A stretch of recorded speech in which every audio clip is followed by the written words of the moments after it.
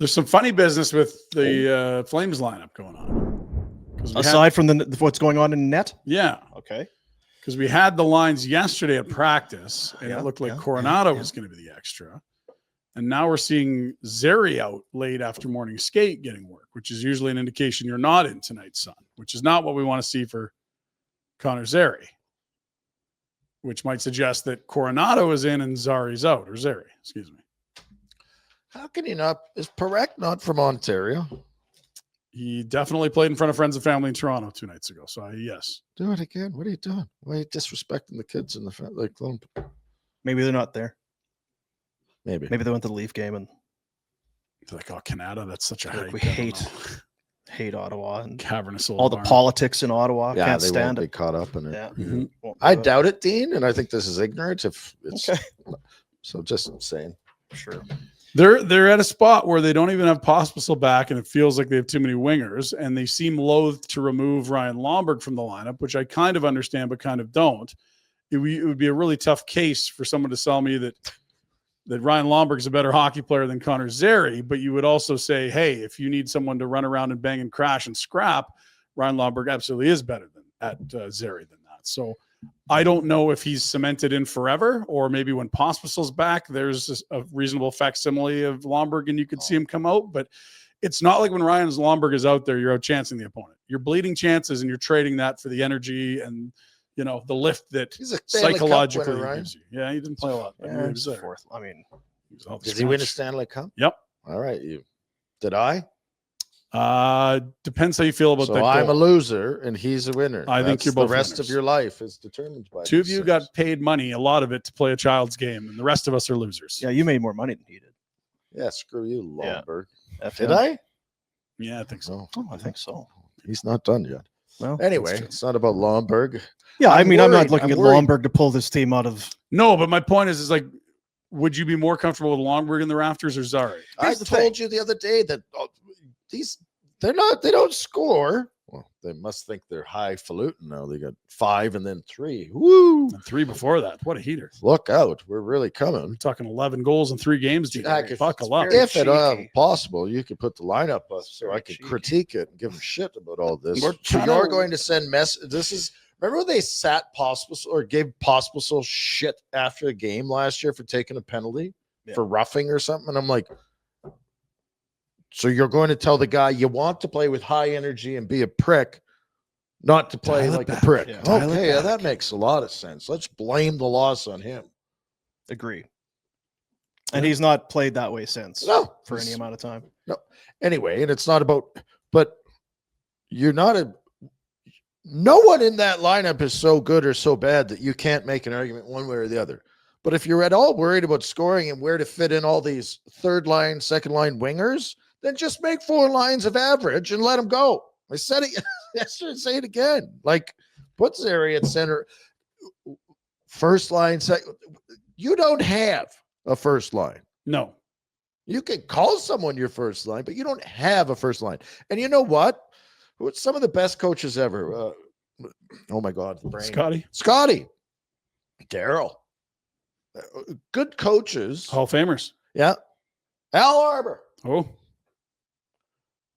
Let the players decide who's playing well that game. Stop. You don't get to dictate, coach. What I'm getting at is everyone gets a shift. How's this? How do they look? How's the effort? How's the energy?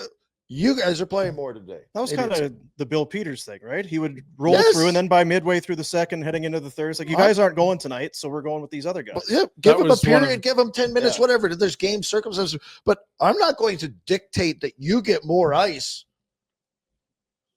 because you're supposed to be our first line. No. You earn your ice every game. That is what I would say. Husk is listening. Obviously. Husk. That's your key for the rest. And I don't think he's been afraid to do that. I think we've seen him do that. But maybe to me, it hasn't been more of a reward. It's been juggle. And there's 2 things we're talking about. One is before the game starts, and that's when you say who's in the rafters, who's playing, and the other is who's going tonight for me, and can I get them more minutes? And who looks flat, I'm going to take minutes away from them. I definitely think, to your point, that Huska feels the pressure of a really bad start. You're in last. and feels like I've got to come up with a new recipe every game. And so what you've seen over the last 5 games, Igor, who certainly isn't perfect, but has scored 30 in the league, Coronato, who you might have as your most promising forward in the rafters, and now Connor Zary, potentially, who you think is probably one of your most creative offensive players who can play the wing and the middle, he's going to go to the rafters. That feels like oversteering. It's 100% oversteering, and I'm going to go off right now. Good. These fucking coaches follow the same standard all the time. It's the same. I'm going to blame the young kid. I'm going to send a message. The rest of the team's going to sit Backlund. Who turned the fucking puck over? So we got to sit Zary because he's horseshit, but Backlund can screw up constantly? Get out of here. It's bullshit. That's what I think. The reward, like you say, the reward system.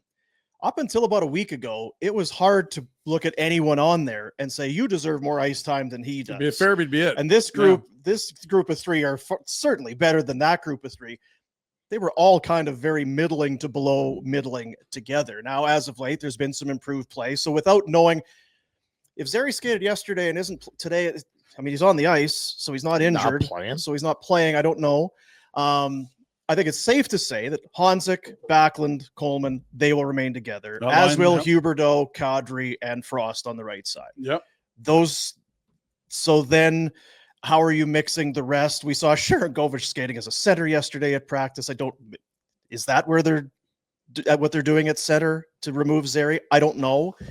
Putting Coronato back in the 4th line, that didn't do much of anything for anybody. No, it's the wrong spot for him. It keeps your promise. That's all it is. Don't worry about your promise. Again, can we get those? Who is even on this team right now? We don't have lines officially for tonight, but I don't care about lines. I just want to see players that are roster player forwards because let me walk you through them real quick. Go ahead. Okay, so like Boom said, you're keeping together Huberdeau, Kadri, Frost. Great. Frost scored at home. You don't have to keep Frost there. You don't. He's a center. So that's next line. It appears it would be Sharangovich, Farabee, and Coronato. Appears because Zary's skating late and Coronato isn't, despite Coronato being an extra at practice yesterday. So maybe that's a message sent. And Zary, it's your turn to sit. Igor down the middle is not the best Igor we've seen. Thank you. And again, if Zary's out, these aren't terribly accurate, but there's your picture. Okay. They're not going to break up the back of the line.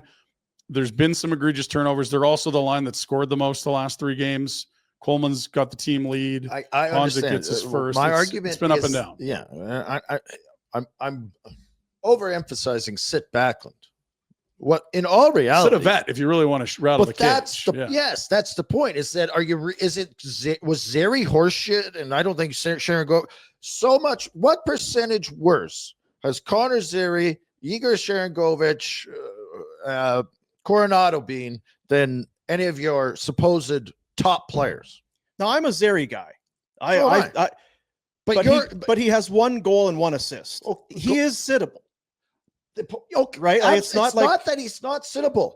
Go to the other guys. What do they have? I understand. No, I understand. The point I'm making is that none of them are. I know. And it goes back to the typical coaching standard of you're younger, you sit. You're going to learn. You're going to learn. We're going to be lean on you more because the other guys. If you sit your captain, I'm just over. Okay.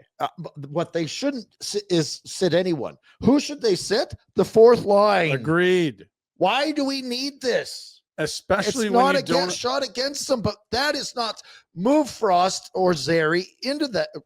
Get Sharangovich out of center. He's not a centerman, in my opinion. If you played Zary, Sharangovich, and Coronato as a line, I don't care where it shows up on the screen. That's a different look than Kirkland, quad A player, Klapka, we're learning about you, and Lomberg, pure energy, but always gets outchanced. You don't need to play these guys. If you're a team that's got great lines 1, 2, and 3, I totally believe in the energy line. When you cannot score enough, you're last in the league. An energy line is a luxury you might not be able to afford. You can't be sitting guys that can actually put up numbers. And they're doing that. Igor, Zary, Coronato, those are guys that can score. Get them in the lineup. 100% agree with that. That's the point I was getting at. Is that if you're trying to send a message by sitting a Zary and a Coronato, yeah, you can. It's fine. But you're not housing your best lineup. Why are the fourth line guys, they've also sat, but they are the more suitable. Yeah. And you're monkeying these lines all about, and you're trying to, and then you're going to sit a guy and you're going to play a guy out of position. You're trying too hard. So what happens if you were to sit Ryan Lomberg? Why is this so hard? Walk me through why he has not been healthy. Well, the other thing I was going to say is that I like, again, I he's actually like perfect all of them Lomberg. on the fourth line, but only if it's an effective fourth line and your team is having success, and not at the expense of the long-term development of other players, because Kirkland ain't going to be a key cog in the wheel when this team's good. He ain't it's Coronato down and the Zary. spine. I'm sorry. Klapka, we don't know what he is. They don't need, are they an energy line? Like, again, I look at it and I always say it. The other team is putting your lineup up on the board in their dressing room. Are they looking at Lomberg, Kirkland, and Klapka going, oh shit, these guys, they get in on us hard. Hey, heads up. I think they're probably saying, I've heard of one of these guys. Who are the other two? It's they're going to try to be an energy line, but they know. Are they shit disturbers? Do I like Lomberg? Yes, I do. Do I dislike Kirkland? Absolutely not. But you're sacrificing other guys that might actually have a game. And if your approach is, fellas, here's our top 12 offensive talents, and we're going to make lines out of these 12 guys. And say it to them. And whoever's playing well is going every other shift, and whoever's not is stapled to the bench. Have at it. Yeah. Go. It's the same with Parekh. I don't know who the F do they need to get in on D that you're going to take him out? And I've gone from he doesn't need to play all the time to play him.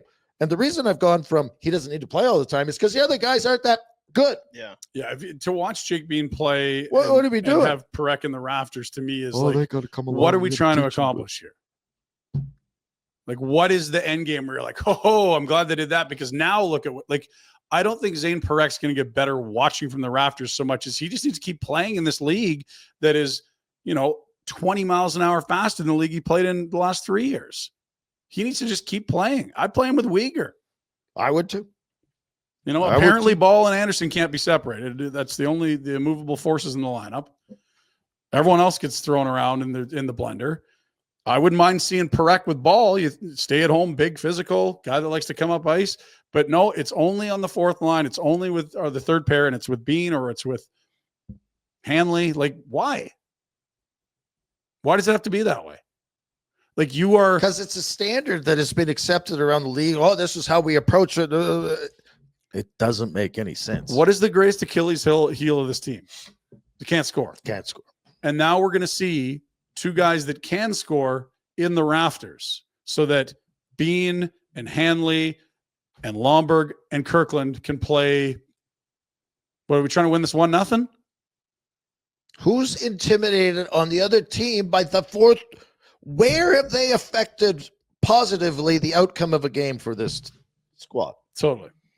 And it's like, where have they been overwhelmingly? When have they dumped the puck in and not one shift for a whole game and got in on a forecheck and caused havoc?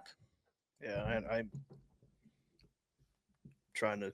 I mean, yeah, you don't disagree. I know that face. Well, yeah, it's hard to disagree. And if it's one game, can young guys sit for a game? Sure, yes, they can. Absolutely, but it's just typical standard stupid approach where it's like, well, I'm gonna we got to sit someone who we can't sit back there. And not even like those guys, because they wear letters, and I get that that's a thing, but like they literally will not even sit Lomberg. But yes, Lomberg's in the lineup. Kirkland's still in the line. Klapka, okay, well, you want to get him. He is a young guy.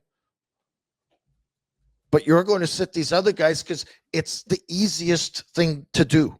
It's not the best things to do. You can do it. Is it hard? That kid, Zary, can't walk in and go, I've been undeniable. I should be playing. Agreed. But what's the long-term plan? And is one game the end of the world? No, but you're not housing your best lineup. You know what? It's funny. I was just kind of thinking about it because, I mean, Ryan Huska's a longtime coach, but he's still a young NHL coach.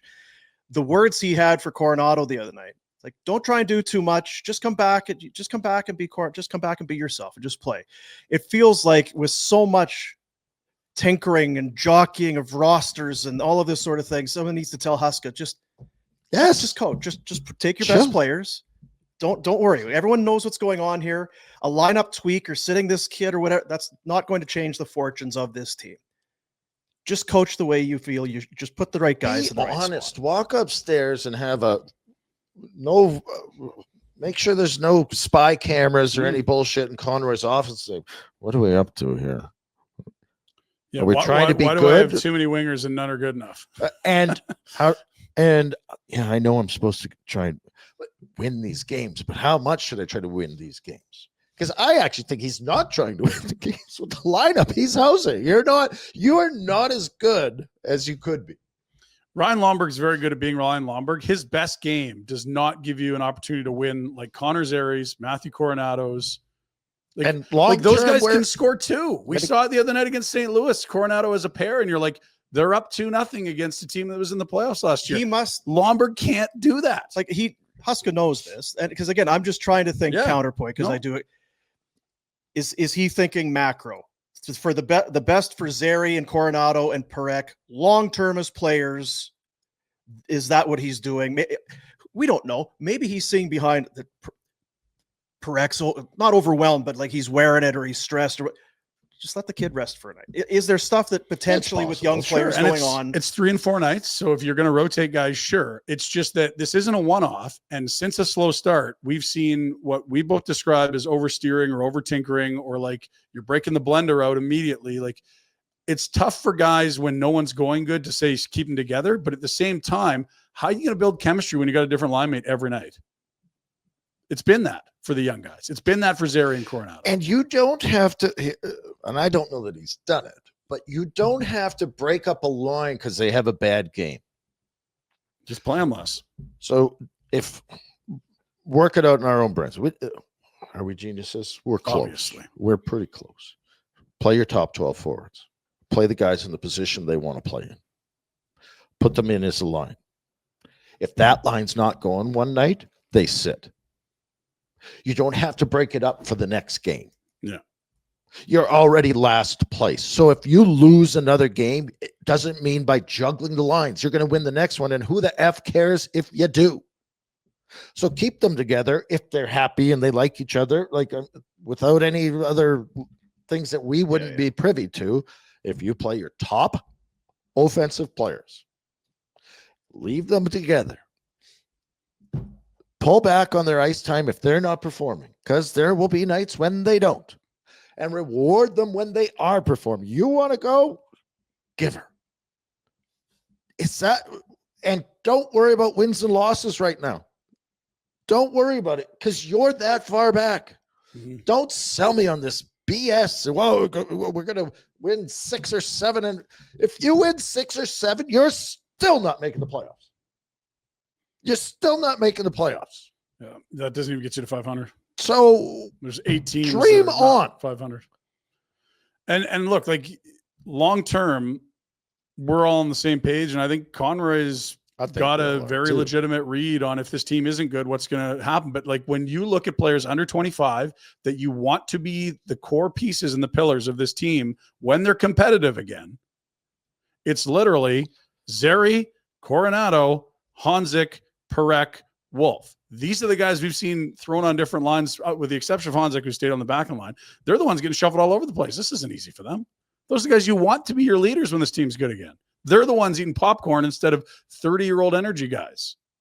How can you not scratch Ryan Lomberg at all?